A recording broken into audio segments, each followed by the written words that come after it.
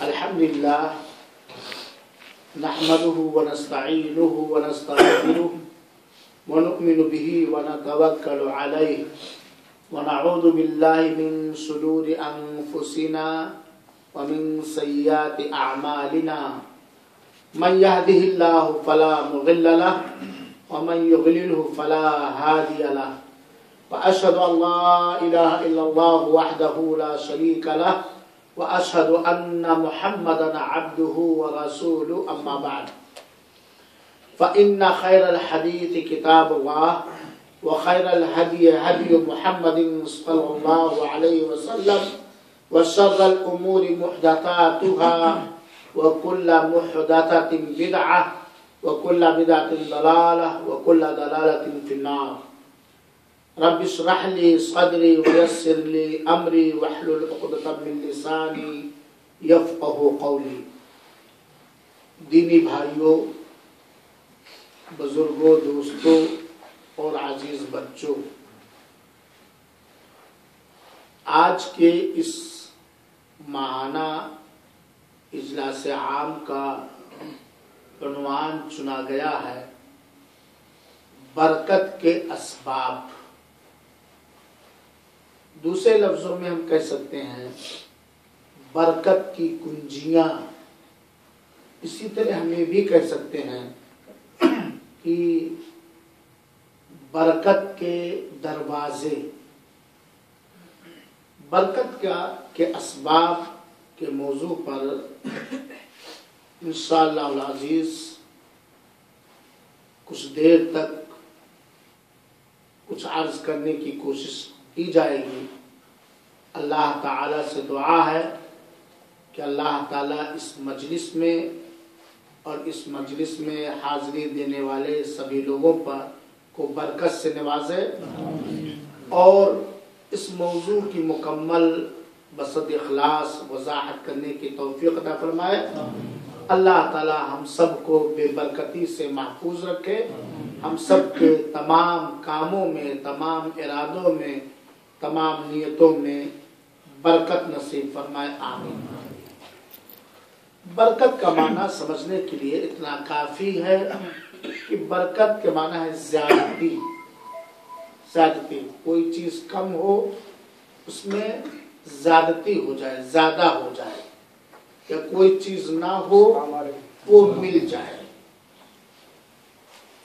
میرے مسلمان بھائیوں اور ساتھیوں،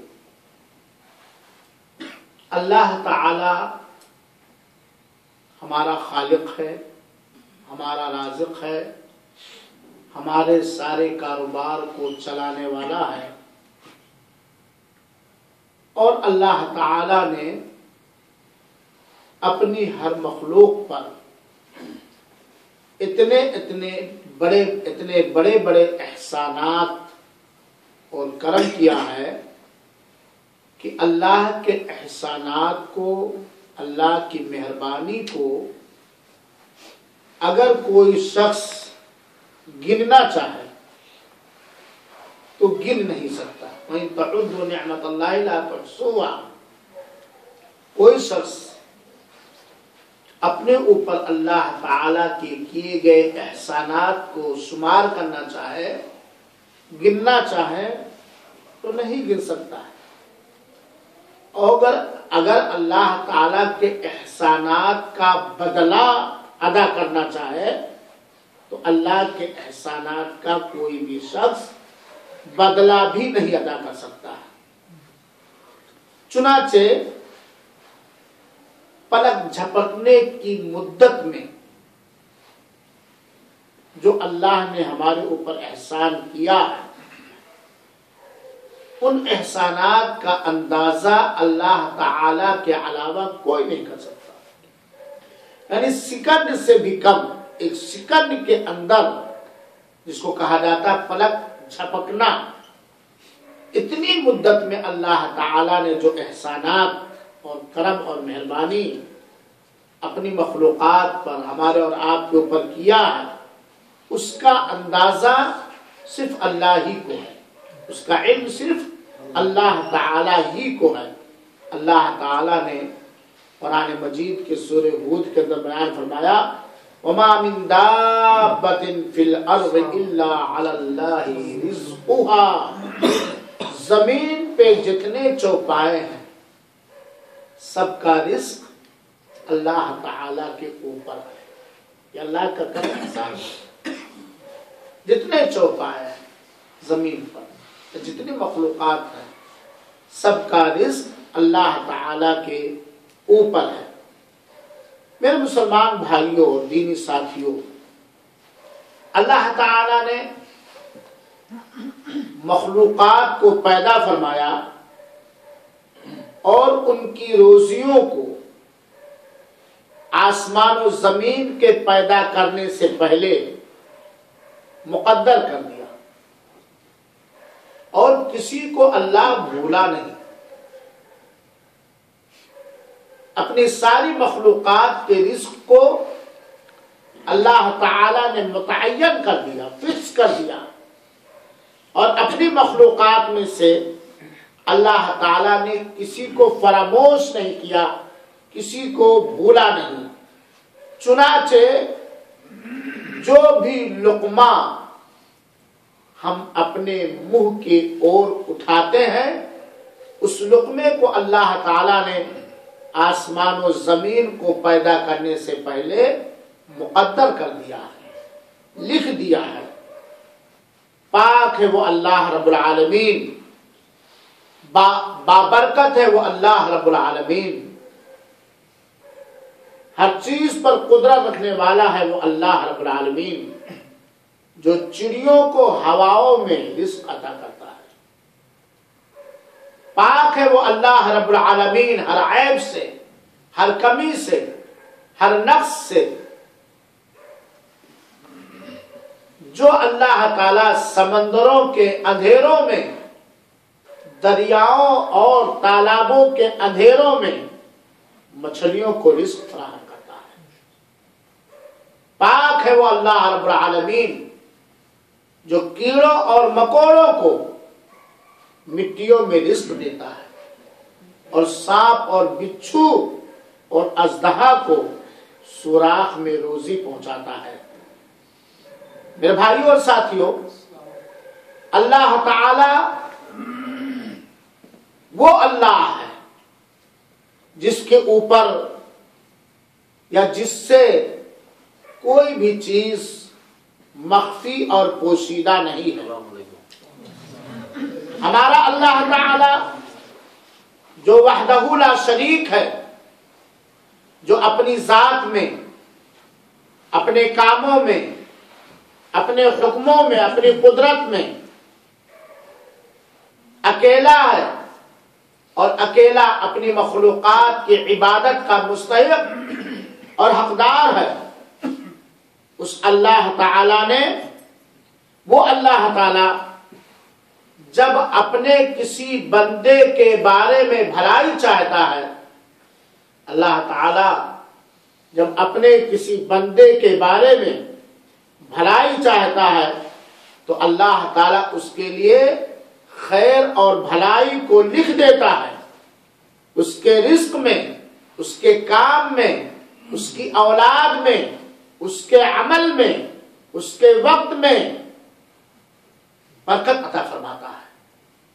جب اللہ تعالیٰ کسی کے بارے میں بھلائی چاہتا ہے تو اس کی ہر چیز میں اللہ تعالیٰ برکت عطا کرتا ہے. اولاد میں بھی، مال میں بھی، وقت میں بھی، کام میں بھی، صحت میں، ساری چیزوں میں اللہ تعالیٰ برکت عطا کرتا ہے جب اللہ تعالیٰ کسی بندے کے بارے میں بھلائی چاہتا، خیر چاہتا ہے. رزق کا جو دروازہ یا برکت کا جو دروازہ اللہ کھول دے اسے کوئی بند نہیں کر سکتا ہے. برکت کا جو دروازہ یا رزق کا جو دروازہ اللہ رب العالمین کھول دے، اللہ تعالی کے علاوہ کوئی اللہ کی مخلوق میں سے کوئی بھی اس برکت کے دروازے کو بند نہیں کر سکتا ہے. اور اللہ تعالی کسی کے رزق کا دروازہ یا برکت کا دروازہ اگر بند کر دے تو اللہ تعالی کے علاوہ کوئی اسے کھول نہیں سکتا ہے. جیسا کہ اللہ تعالی نے فرمایا ما یفتح اللہ للناس من رحمہ فلا ممسک لها وما یمسک فلا مرسل له من بعده وهو العزیز الحکیم. اللہ تعالی نے فرمایا ہے کہ اللہ تعالی لوگوں کے لیے جو رحمت کا دروازہ کھول دیتا ہے اس دروازے کو کوئی بند کرنے والا نہیں ہے، اور اللہ تعالی جس دروازے کو بند کر دیتا ہے، جس خیر کو روک دیتا ہے، اسے کوئی واپس لانے والا نہیں ہے. اللہ تعالی غالب حکمت والا ہے. اسی لیے میرے بھائیوں اور ساتھیوں، اللہ کے رسول اکرم صلی اللہ علیہ وسلم اللہ تعالی پر مکمل توکل اور بھروسہ کرتے ہوئے، اللہ تعالی سے مانگتے ہوئے، اللہ تعالی کی وحدانیت کا اقرار کرتے ہوئے یہ پڑھتے تھے، اور سلام پھیرنے کے بعد ہمیں پڑھنے کی تلقین بھی کی ہے. ہمیں کہا بھی ہم پڑھیں اللہم لا مانع لما اعطیت. آپ سب اس دعا کو سلام پھیرنے کے بعد پڑھتے ہیں. اگر اسی دعا پر ہم غور کر لیں، قرآن کی آیت کریمہ جو ابھی میں نے پڑھی ما یفتح اللہ للناس من رحمہ، کہ اللہ تعالیٰ جو لوگوں کے لیے رحمت کھول دیتا ہے اسے کوئی روکنے والا نہیں، اور جو روک دیتا ہے اسے کوئی کھولنے والا نہیں. سلام کے بعد، نماز سے سلام پھیرنے کے بعد اکثر لوگ اس دعا کو پڑھتے ہیں، لیکن پڑھنے کے ساتھ ساتھ اس پر غور کرنا چاہیے. اور لوگ اگر اسی دعا پر جو سلام کے بعد پڑھتے ہیں غور کر لیں تو اللہ کی قسم، اللہ کی مخلوقات سے لو کو کاٹ کر، امید کو کاٹ کر ساری امیدیں کس سے باندھیں گے؟ اللہ تعالی سے. جو اللہ کا حق ہے، جو اللہ کا حق ہے بندوں کے اوپر، ہم سلام پھیرنے کے بعد پڑھتے ہیں اللہم لا مانع لما اعطیت ولا معطی لما منعت. اے میرے مولا، اے میرے اللہ، لا مانع، کوئی روکنے والا نہیں ہے، کوئی روکنے والا نہیں ہے، لما اعطیت، اس چیز کو جو تو دے دے. صحیح بات ہے کہ نہیں ہے؟ ولا معطی لما منعت، اور کوئی دینے والا نہیں ہے اس چیز کو جو تو روک دے. سلام پڑھنے کے بعد پڑھتے کہ نہیں پڑھتے دعا بھائی آپ؟ یہاں جہاں اللہ کے وحدانیت کا اقرار کیا گیا، وہیں اللہ تعالیٰ کو یہ یاد دلایا گیا ہے اللہ تو ہی دینے والا ہے، اس لیے اب تجھے سے مانگتے ہو دے دے. اللہم لا مانع لما اعطیت ولا معطی لما منعت. اللہ کسی کے رزق میں، کسی کو عمر میں، کسی کے اولاد میں اگر برکت اتارنا چاہے تو اللہ کو کوئی اس کے فیصلے سے روکنے والا نہیں. اور اگر اللہ اپنی نعمت کو، اپنے کرم اور فضل اور مہربانی اور احسان کو کسی سے روک لے تو کوئی دینے والا نہیں. میرے بھائی ساتھیوں، ذرا میں تفصیل میں نہیں جاتا، اس پر ذرا غور کریں گے. کوئی دینے والا، آپ ہزاروں جگہوں پر چلے جائیے، ہزاروں کو خوش کرنے کی کوشش کیجیے، ہزاروں سے مانگیے، کروڑوں منتیں مانگیے، اللہم لا مانع لما اعطیت، اے اللہ تو جسے روک دے، جو چیز تو روک دے گا وہ کوئی دینے والا نہیں.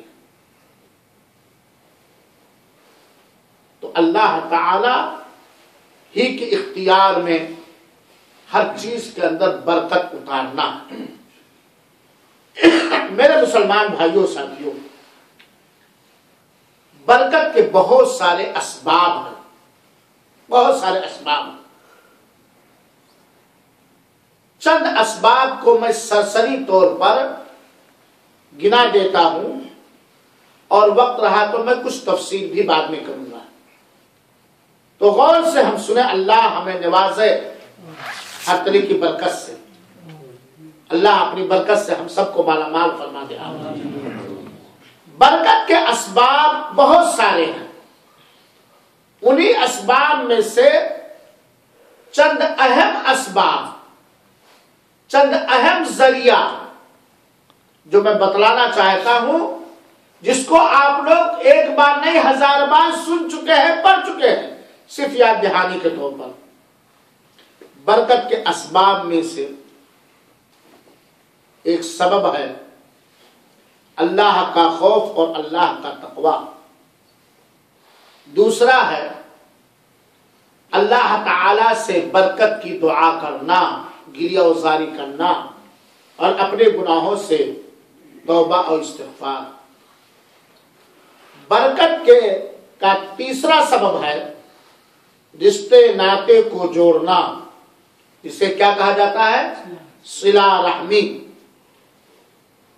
چوتھا سبب ہے اللہ کی راہ میں اللہ کی دی ہوئی برکت اور رزق میں سے، مال میں سے اخلاص کے ساتھ اللہ کی رضا جوئی کے لیے خرچ کرنا.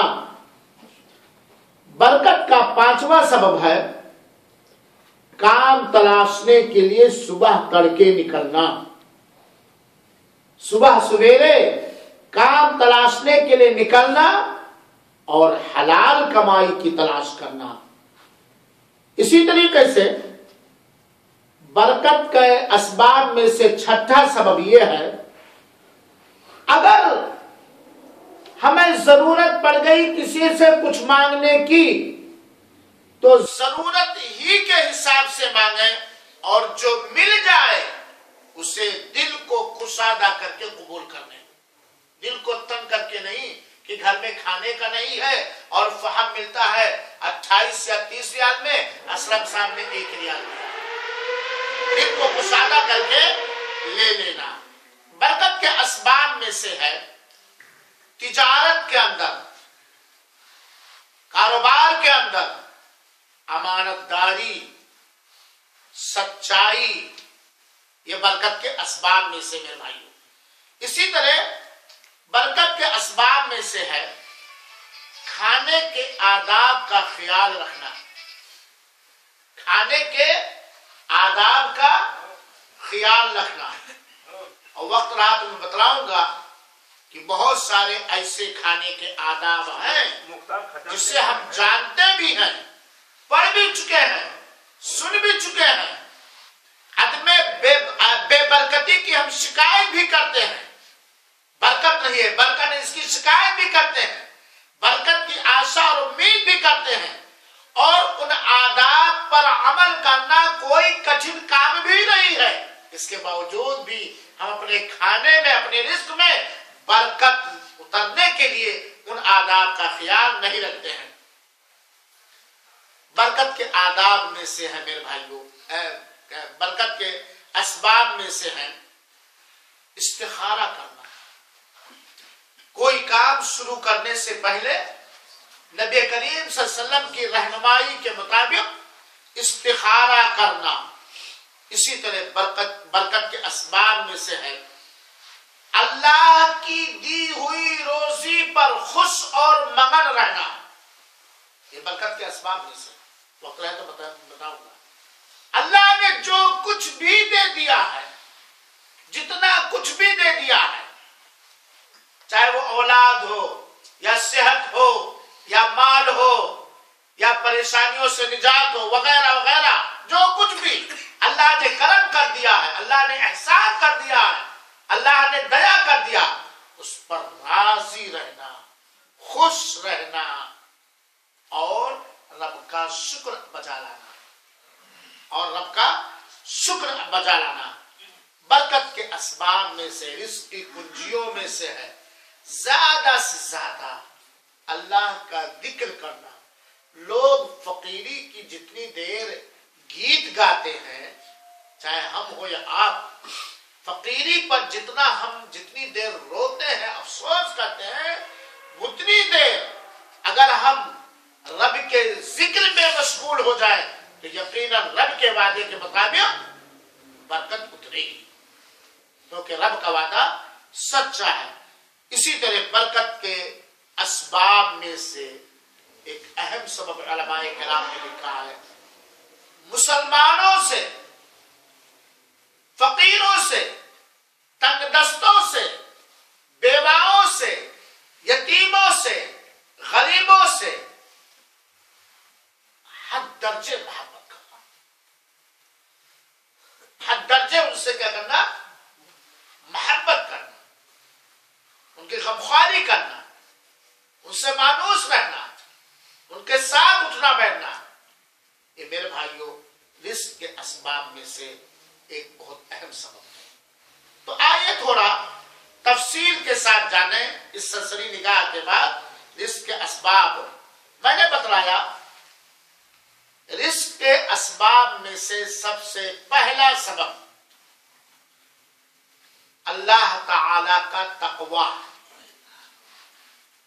اللہ تعالی کا ڈر ہے، کیونکہ اللہ تعالی کا خوف، سچا خوف، اللہ تعالی کا صحیح تقوی، اللہ تعالی کا سچا ڈر، یہ ہر طرح کی برکتوں اور رحمتوں کے دروازے کھول دیتا ہے۔ اگر اپنے گھر میں برکت کا سورج اور چاند نکالنا چاہتے ہیں، اگر اپنے گھر میں برکت کا سوتا اور پھوارا لگانا چاہتے ہیں، اگر اپنے گھر سے ہم بے برکتی کو ختم کرنا چاہتے ہیں، تو ہمیں کیا بننا چاہیے؟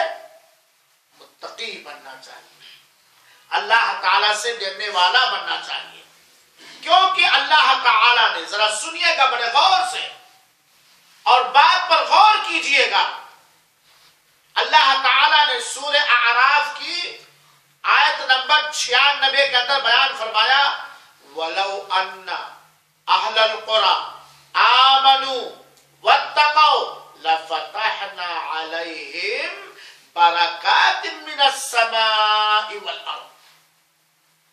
یہ اللہ کا وعدہ ہے، اللہ کے وعدے پر ایمان ہونا چاہیے۔ اصل ہے ایمان اور یقین، یہ اللہ کی کسی مخلوق کا وعدہ نہیں ہے، احکم الحاکمین کا یہ وعدہ ہے، اس وعدے پر یقین ہونا چاہیے، اس وعدے پر ایمان ہونا چاہیے کہ تقوی کے ذریعے کیا کیا اللہ تعالیٰ نے وعدہ کیا۔ اللہ تعالیٰ فرماتا ہے وَلَوْ أَنَّ أَهْلَ الْقُرَىٰ آمَنُوا وَاتَّقَوْا لَفَتَحْنَا عَلَيْهِمْ بَرَكَاتٍ مِّنَ السَّمَاءِ وَالْأَرْضِ۔ اگر گاؤں والے، بستی والے ایمان لے آئے اور اللہ تعالی سے ڈرنے والے ہو جائیں، پرہیزگار ہو جائیں، دو چیز اگر ہم اپنے اندر پیدا کر لیں تو اللہ کی قسم ہماری نیتوں میں برکت اترے گی، ہمارے ارادوں میں برکت اترے گی، ہماری اولاد میں برکت اترے گی، ہمارے مال میں برکت اترے گی، ہمارے وقت میں، ہمارے عمل میں، ہماری صحت میں اور ہمارے ہر کاروبار میں برکت اترے گی، کیونکہ یہ رب کا وعدہ ہے۔ وَلَوْ أَنَّ أَهْلَ الْقُرَىٰ آمَنُوا وَاتَّقَوْا، اگر بستی والے ایمان لے آئے، وہ ایمان جس کی دعوت اللہ کے رسول اکرم صلی اللہ علیہ وسلم نے دیا،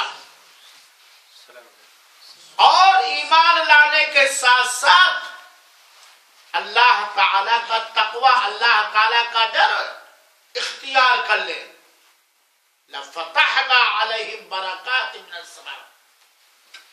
یہ آسمان اللہ کے حکم کے تابع ہے، یہ آسمان، ساتوں آسمان رب ذوالجلال کے ادھینی ہے، اس کے تابع ہے، اس کے حکم سے روگردانی یہ آسمان نہیں کر سکتا۔ ہمارا اس بات پر ایمان ہونا چاہیے، ہمارا اس بات پر یقین ہونا چاہیے۔ اللہ تعالیٰ کہتا ہم آسمان سے اور زمین سے اس کے لیے برکت کے دروازے کھول دیں گے، برکت کے سوتے پھوڑ دیں گے۔ لَفَتَحْنَا عَلَيْهِمْ بَرَكَاتٍ مِنَ السَّمَاءِ وَالْأَرْضِ، آسمان سے ورشا ہوگی، آسمان سے بارش ہوگی، زمین سے غلہ جات، میوے جات، پھل فروٹ پیدا ہوں گے، گھاس اور چارے پیدا ہوں گے، جس سے تم خود کھاؤ گے، جس کو تمہارے جانور کھائیں گے، اور جانوروں سے تمہیں گوشت ملے گا، تمہیں دودھ ملے گا، تمہیں گھی ملے گی، اور تمہیں دہی وغیرہ جیسی نعمتوں سے نوازا جائے گا۔ آسمان و زمین کے برکتوں کھولنے کا وعدہ اللہ تعالیٰ نے کیا، کن کے لیے؟ کن کے لیے؟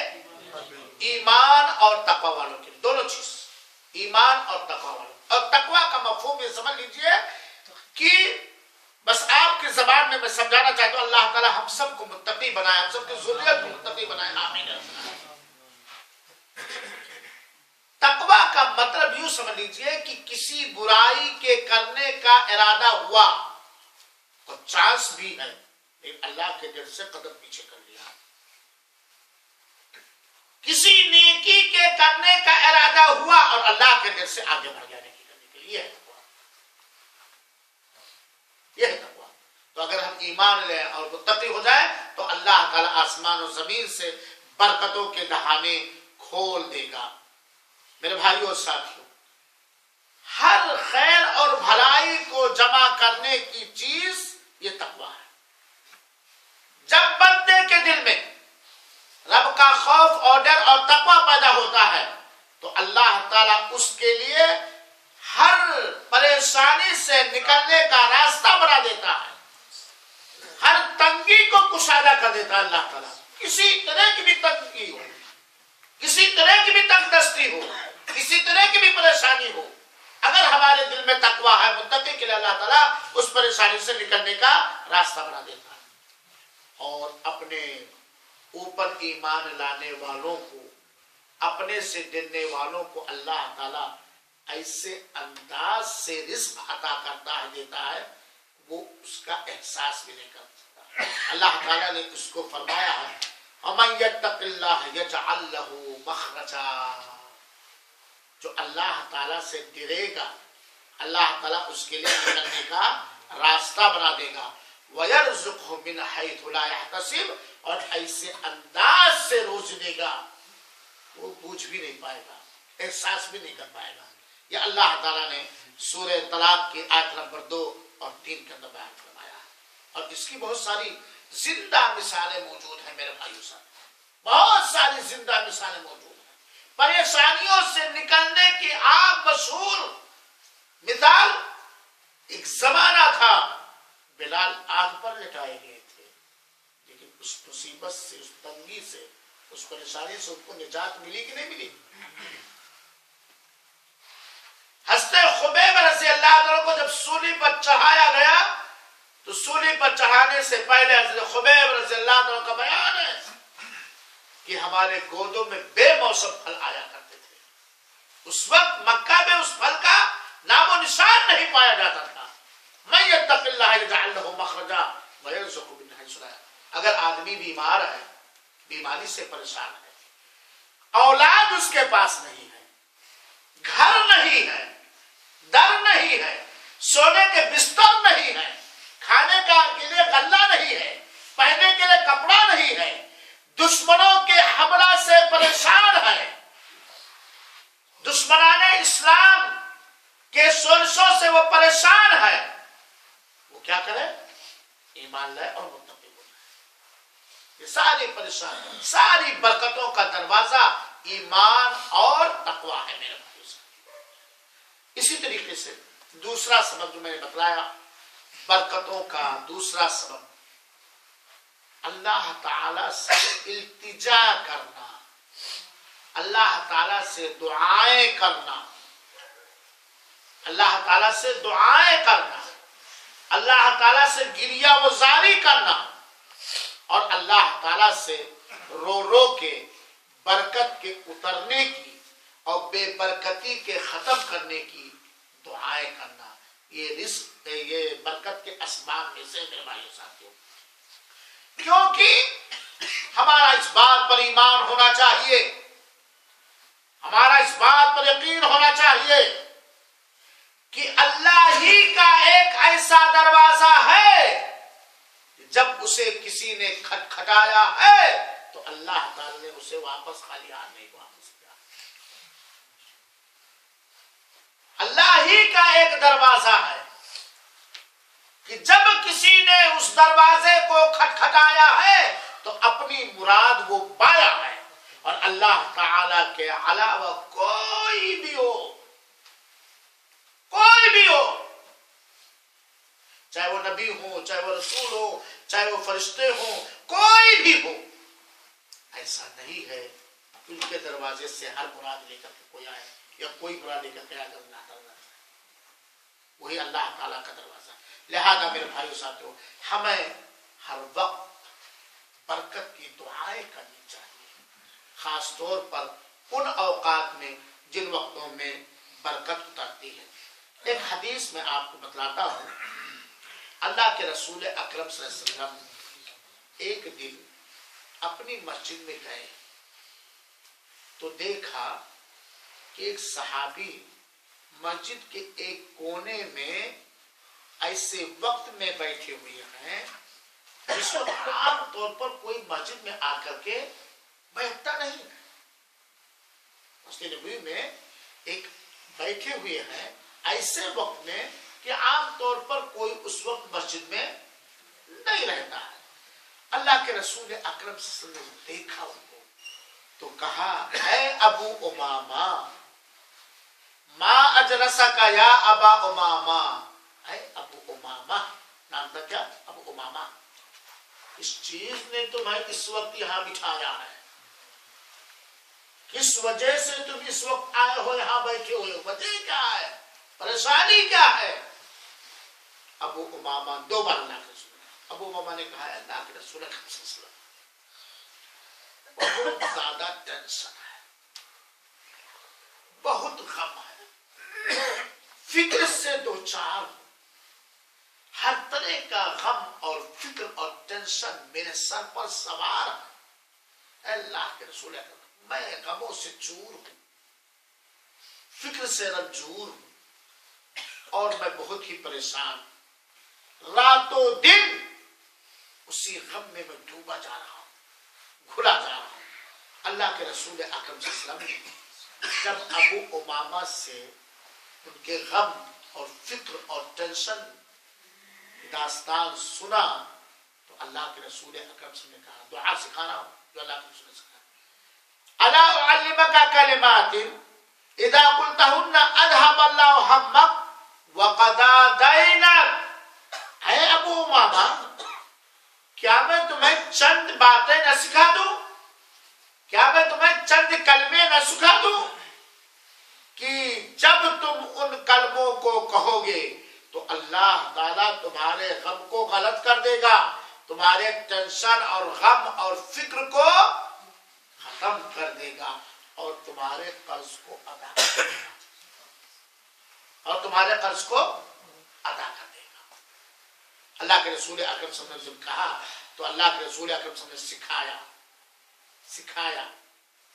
کیا سکھایا؟ تو لوگ ہر غم کا علاج، ہر قرض کی ادائیگی کا ذریعہ، ہر طرح کی برکت اترنے کا سادھن، اللہ کے رسول نے کہا کہ اذا اصبحت فقل اذا اصبحت واذا امسیت، تم صبح و شام کہتے رہو، صبح میں کہہ لو اور شام میں، یعنی فجر کے بعد کہہ لو اور عصر کے بعد یا مغرب کے بعد کہہ لو، فجر کے بعد کہہ لو اور عصر کے بعد یا مغرب بعد، اللہم انی اعوذ بک من الہم والحزن والعجز والکسل واعوذ بک من الجبن والبخل واعوذ بک من غلبۃ الدین وقہر الرجال۔ حصن المسلم ایک کتاب ہے، اس میں آپ دیکھیں گے غم اور فکر کے دور کرنے کی دعا۔ اللہ کی یہ کیا ابو امامہ نے کیا شکایت کی تھی؟ غم کی، فکر کی، قرض کی، یہ مصیبت ہے کہ نہیں ہے؟ تم یہ کہہ لو، اللہم اے میرے اللہ میں تیرے ذریعہ پناہ مانگتا ہوں غم اور ملال سے، غم اور فکر سے، اور عاجزی اور سستی سے، اور بزدلی و کنجوسی سے، اور میں تیرے ذریعہ پناہ مانگتا ہوں قرض کے دباؤ سے، تیرے ذریعہ پناہ مانگتا ہوں قرض کے دباؤ سے، اور آدمیوں کے ظلم و ستم سے، اور آدمیوں کے ظلم و ستم سے میں پناہ مانگتا ہوں۔ ابو امامہ رضی اللہ تعالیٰ عنہ نے اس کلمے کو، اس دعا کو سیکھ لیا، اور نبی کریم صلی اللہ علیہ وسلم کے حکم کے بموجب رب ذوالجلال پر یقین کرتے ہوئے، کیونکہ ہمارا رب بھی سچا ہے، ہمارے نبی بھی سچے ہیں،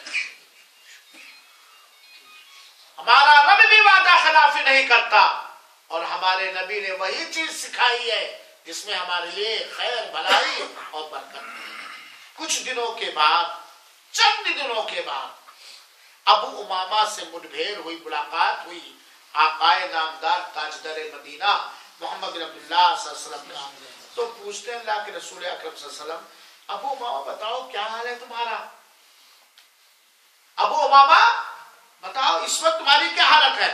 کہتے ہیں اللہ کے رسول میرا قرض ادا ہو گیا، میری ضرورت پوری ہو گئی، میری فکر، میرا ٹینشن یہ ختم ہو گیا، اے اللہ کے رسول اکرم میں بہت مرتاح اور آرام میں ہو گیا۔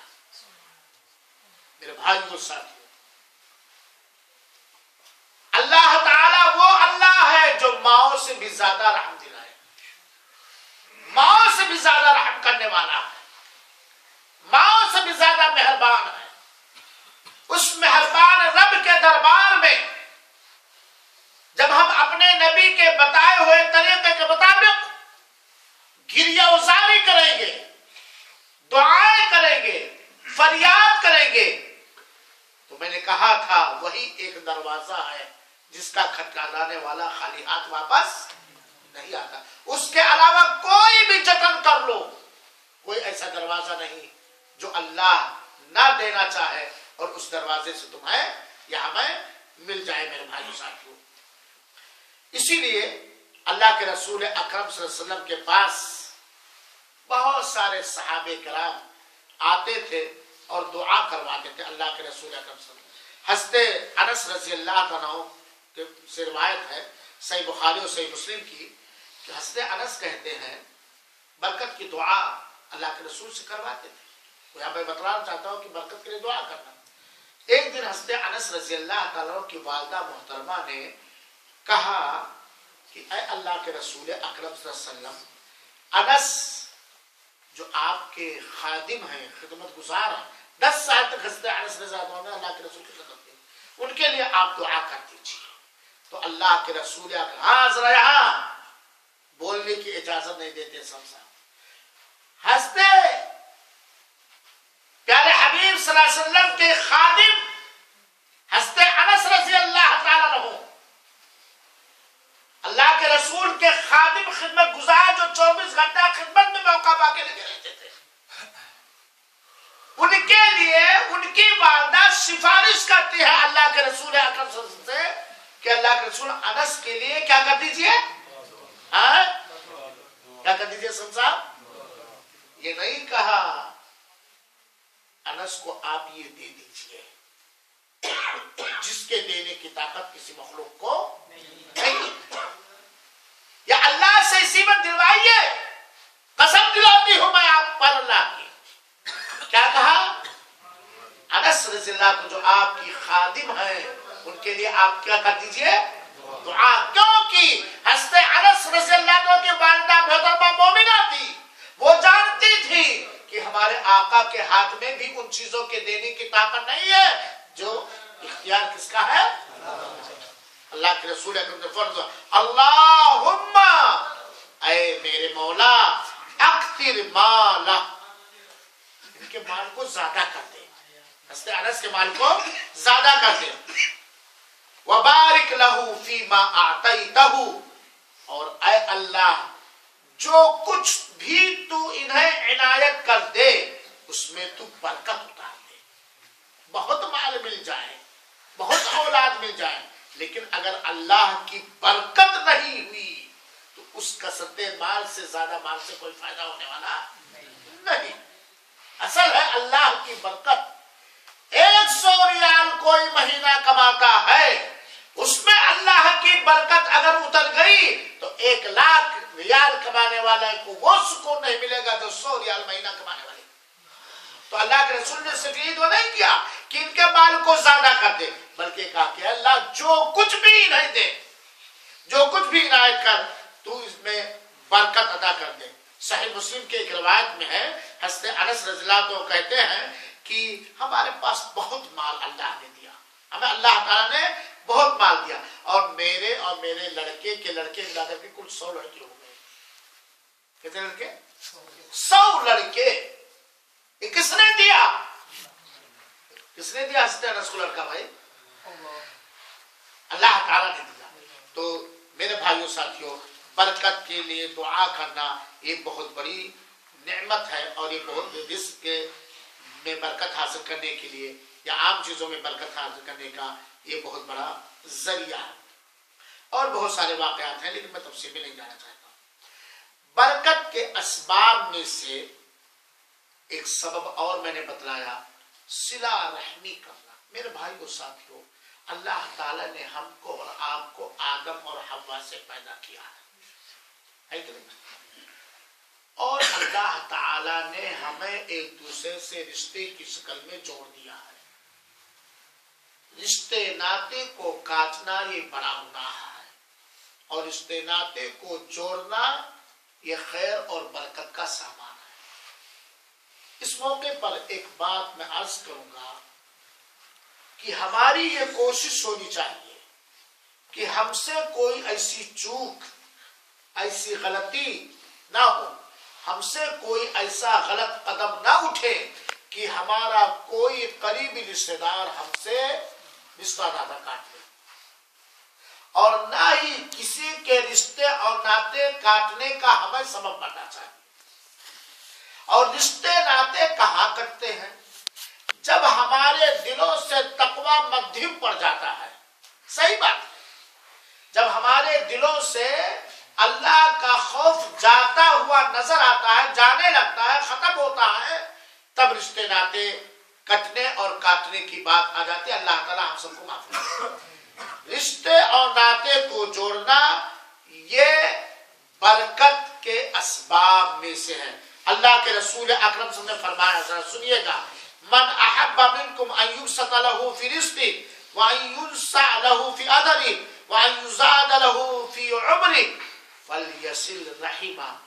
تم میں سے جو آدمی چاہتا ہے اس کے رزق کو، اس کے روزی کو کشادہ کر دیا جائے، پھیلا دیا جائے، اور اس کے بعد اس کے لیے یادگار چھوڑ دیا جائے، اور اس کی عمر کو بڑھا دیا جائے، اس کی عمر میں برکت دی جائے، فلیصل رحمہ، تو صلہ رحمی کرے، رشتے اور ناطے کو جوڑیں.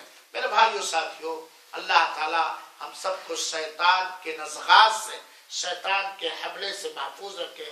دل بہت چاہتا ہے کہ رشتے ناطے کو ہمیشہ برقرار رکھا جائے، لیکن سماج میں بگاڑ کی وجہ سے، سماج کے اندر بگاڑ کی وجہ سے بسا اوقات انسان کسی رشتے دار کے شر و فساد سے بچنے کے لیے مجبور ہو جاتا ہے.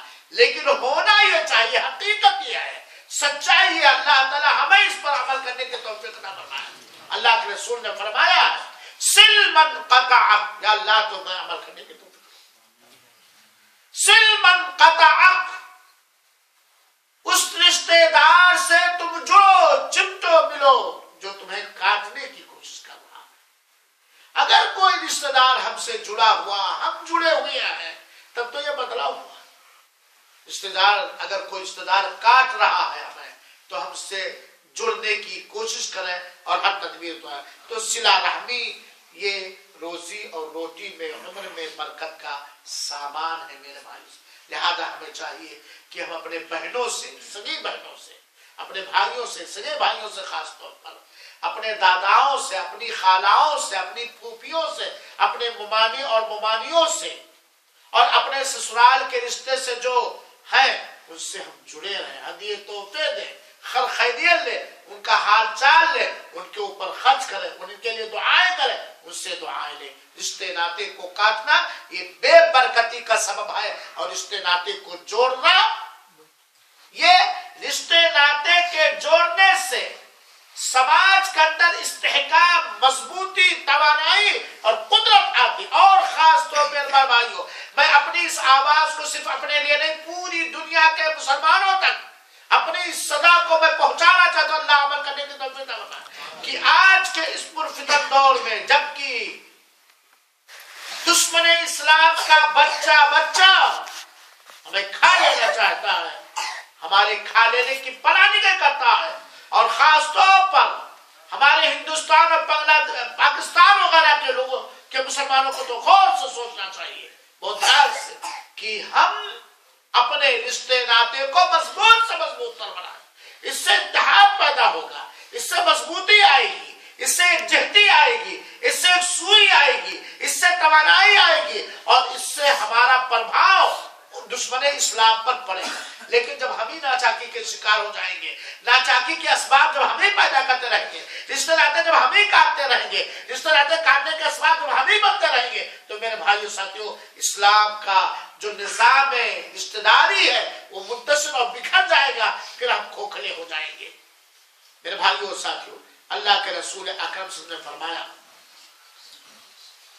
بہت ساری حدیثیں ہیں، خیر دوسری چیز، اس برکت کے اسباب میں سے ایک اہم سبب ہے، ذرا غور سے سنیے گا، اللہ کی رضا کے لیے، اللہ کو خوش کرنے کے لیے، اس لیے اللہ کی قربت حاصل کرنے کے لیے، اللہ کے دیے ہوئے مال میں سے اللہ کی راہ میں خرچ کرنا اور صدقات و خیرات دینا، یہ رزق کی برکت میں سے، یہ برکت کے اسباب میں سے، اللہ کی رضا کے لیے، دکھاوے کے لیے نہیں، شہرت کے لیے نہیں، ناموری کے لیے نہیں، احسان جتلانے کے لیے نہیں، اپنا سکہ جمانے کے لیے نہیں، مرعوب کرنے کے لیے نہیں، ڈرانے کے لیے نہیں، اللہ کی رضا کے لیے، اللہ کے دیے ہوئے مال میں سے، اور سارا مال کس کا دیا ہوا سر بھائی؟ کس کا دیا ہوا؟ اللہ کی دیے ہوئے مال میں سے، اللہ کے راہ میں، اللہ کے نادار غریب بندوں پر، یا اسلام کے کلمے، اسلام کے پرچم کو لہرانے کے لیے اللہ کے راہ میں خرچ کرنا، یہ برکت کے اسباب میں سے ایک اہم سبب ہے۔ سنیے ایک حدیث جس کے راوی حضرت ابو ہریرہ رضی اللہ عنہ، اور یہ حدیث آپ کو ملے گی صحیح بخاری اور صحیح مسلم کے اندر، اللہ کے رسول اکرم صلی اللہ علیہ وسلم نے فرمایا کہ ما من یوم یصبح العباد فیہ الا ملکان ینزلان فیقول احدهما اللہم اعط منفقا خلفا ویقول الاخر اللہم اعط منفقا ممسکا تلفا۔ ڈیلی صبح سویرے اللہ کا رسول کہتے ہیں روزانہ صبح سویرے دو فرشتے اترتے ہیں، روزانہ صبح سویرے دو فرشتے اترتے ہیں، ان میں سے ایک دعا کرتا ہے، ایک کہتا ہے، ایک دعا کرتا ہے، اے اللہ تو خرچ کرنے والے کو اور دے، اے اللہ تو خرچ کرنے والے کو بدل دے، بدلا دے، جو اس کے بعد کام آئے، اس کے خرچ کرنے کے بعد کام آئے، اور اے اللہ تو روک لینے والے کو، یعنی نہ اللہ کی راہ میں نہ خرچ کرنے والے کو اللہ کو برباد کر دے، اس کے بعد کو اللہ کو برباد کر دے۔ یہ دعا کرتے ہیں میرے بھائیوں فرشتے۔ اللہ تعالیٰ نے فرمایا قرآن مجید میں، یا ایھا الذین آمنوا انفقوا من طیبات ما کسبتم ومما اخرجنا لکم من الارض، اے ایمان والو اپنی پاک کمائی میں سے خرچ کرو اور جو میں نے تمہارے لیے زمین سے نکال دیا۔ لہذا میرے بھائیو ساتھیو، اللہ کی راہ میں خرچ کرنا یہ برکت کے اسباب میں سے ایک اہم سبب ہے۔ جب بھی کوئی کسی پریشان حال پر، کسی غریب پر، کسی بھوکے کو کھانا کھلاتا ہے، کسی ننگے کو کپڑا پہناتا ہے، کسی بیمار کا علاج کرتا ہے، وغیرہ وغیرہ.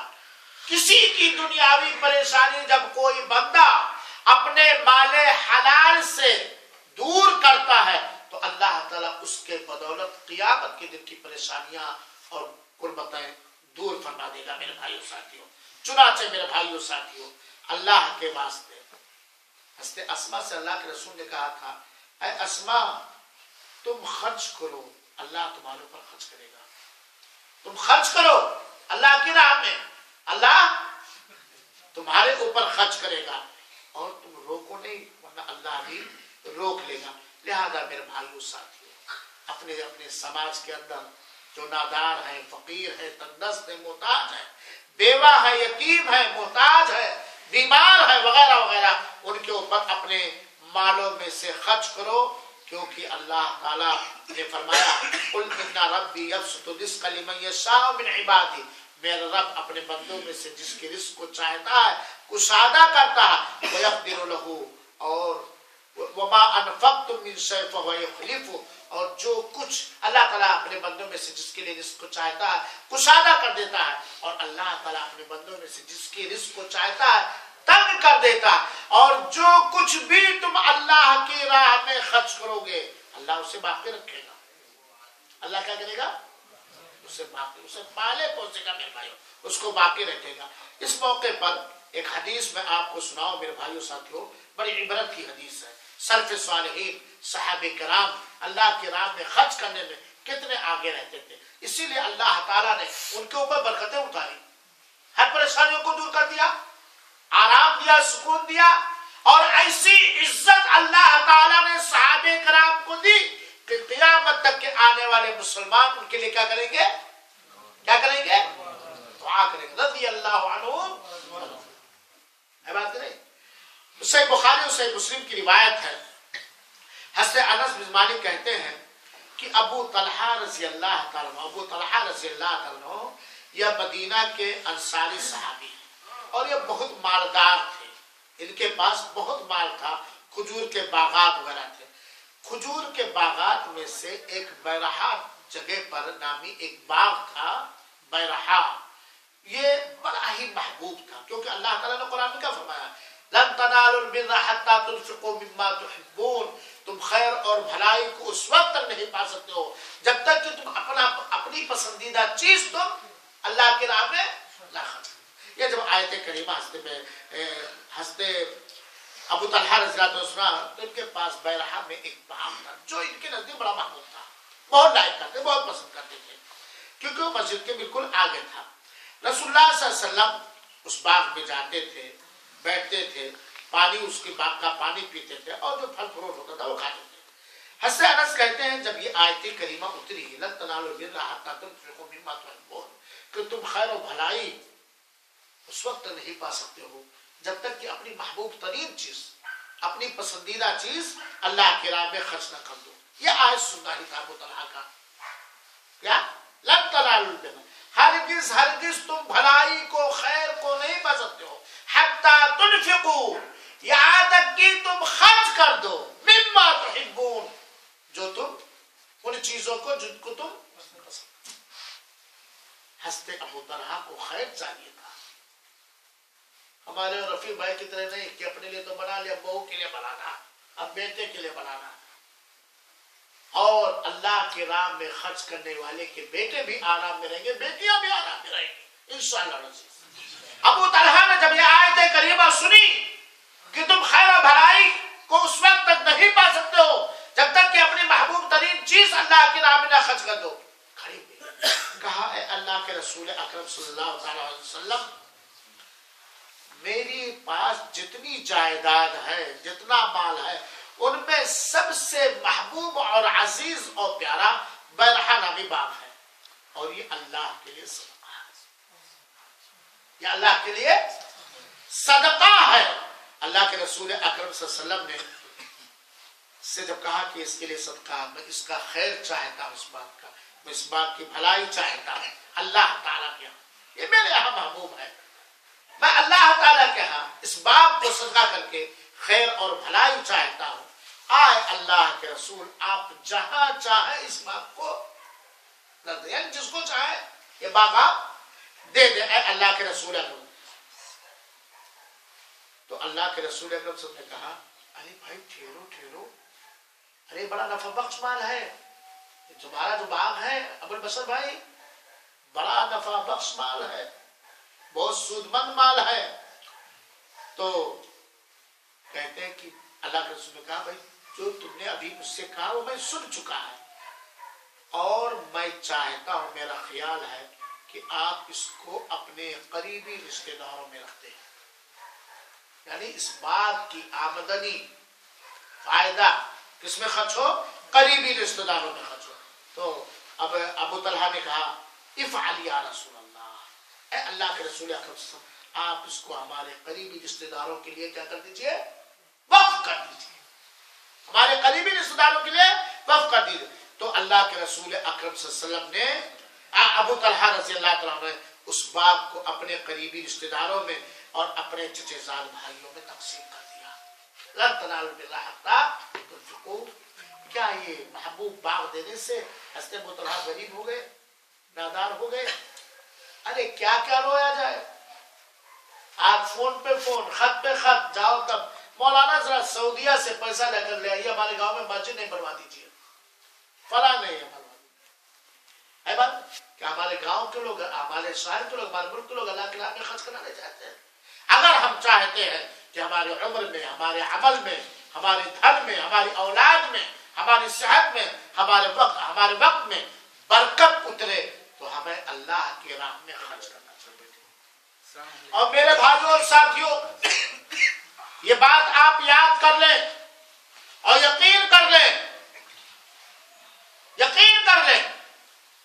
کہ رضا الہی کی خاطر تنخواہ پانے کے بعد جو بھی آپ سے ہو سکے آپ اللہ کی راہ میں خرچ کیجئے.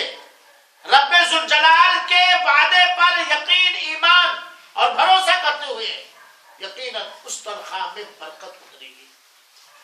اس تنخواہ میں شرط یہ ہے کہ ہمارے اس خرچ میں اخلاص ہو، اچھی جگہ پر خرچ کیا جائے، اور خرچ کرنے کے بعد احسان نہ جتلایا جائے، اور خرچ کرنے کے بعد اترایا نہ جائے، گھمنڈ نہ کیا جائے. برکت اترے گی. ذرا پریکٹیکل شکل میں کر کے دیکھو میرے بھائی. بہت سارے لوگوں کے ایسے واقعات ہیں کہ ان کی تنخواہیں اچھی تھی لیکن بے برکتی سے پریشان ہوتے تھے، مہینہ پکڑ نہیں پاتے تھے. لیکن جب ان لوگوں نے اس آیت کریمہ پر عمل کیا اور مہینہ مہینہ اپنی آمدنی میں سے خرچ کرنا شروع کر دیا تو اللہ تعالیٰ نے انہیں مالا مال کر دیا. غربت میں بھی اللہ تعالیٰ نے ان کے دل میں سکون جیسی برکت اتاری. میرے بھائی، تو اللہ کی راہ میں خرچ کرنا یہ برکت کے اسباب میں سے ایک سبب ہے. میرے بھائیو ساتھیو، برکت کے اسباب میں سے ہے کام کرنا اور اچھی کمائی کرنا. کام کرنا اور اچھی کمائی کرنا، یہ نہیں کہ گھر میں بیٹھے رہو، ادھر ادھر گھومتے رہو، ڈیوٹی کے وقت سوتے رہو، ڈیوٹی میں لاپرواہی کرتے رہو. نہیں، کام کے لیے تلاش کرنا، نکلنا، کوشش کرنا، بھروسہ اللہ تعالیٰ پر ہو، ظاہری وسائل اور ذریعے کا استعمال ہو، اور توکل اللہ تعالیٰ پر ہو. کیونکہ اسلام میں رہبانیت نہیں ہے کہ لے لو تسبیح اور مصلح اور بیٹھ جاؤ مسجد میں کہ آئے گا نا. اسلام نے ہمت دلائی ہے، تلقین کی ہے، ہمیں سکھایا ہے، ہمیں تعلیم دی ہے کہ مومن اپنے پیشانی کے پسینے سے کھاتا ہے، مومن اپنے ہاتھ کی محنت سے کھاتا ہے. اسی لیے دیکھ لیجیے نبیوں کی جماعت داؤد علیہ السلام اور نوح علیہ السلام، ان میں سے کوئی لوہار تھا، کوئی بڑھئی تھا. کوئی بھی کام ہو اس کو گرا نہیں سمجھنا چاہیے. حلال رزق کی تلاش میں ہمیں محنت کرنی چاہیے اور کام کے لیے صبح تڑکے نکلنا چاہیے اور حلال کمائی کرنا چاہیے. کیونکہ اللہ تعالیٰ نے فرمایا ہے، اللہ کے رسول اکرم نے فرمایا لو انکم تتوکلون علی اللہ حق توکلہ، اگر تم لوگ اللہ پر اس طرح بھروسہ کرو جس طرح اس کا حق ہے بھروسہ کرنے کا، تو تمہیں بھی ویسے ہی رزق عطا کرے گا جیسے چڑیوں کو دیتا ہے. وہ صبح خالی پیٹ جاتی ہیں اور شام کو فل پیٹ آتے ہیں، یعنی رزق کی تلاش میں وہ کوشش کرتے ہیں. اور ایک بات یاد رکھیے گا، حرام کمائی میں کبھی برکت نہیں اتر سکتی ہے، چاہے وہ کتنا بھی اللہ کے راہ میں خرچ کر دو، چاہے کتنے بھی متقی ہو. اور متقی حرام کمائی کرے گا ہی نہیں. اللہ سے دینے والا حرام کمائی میں کبھی بھی برکت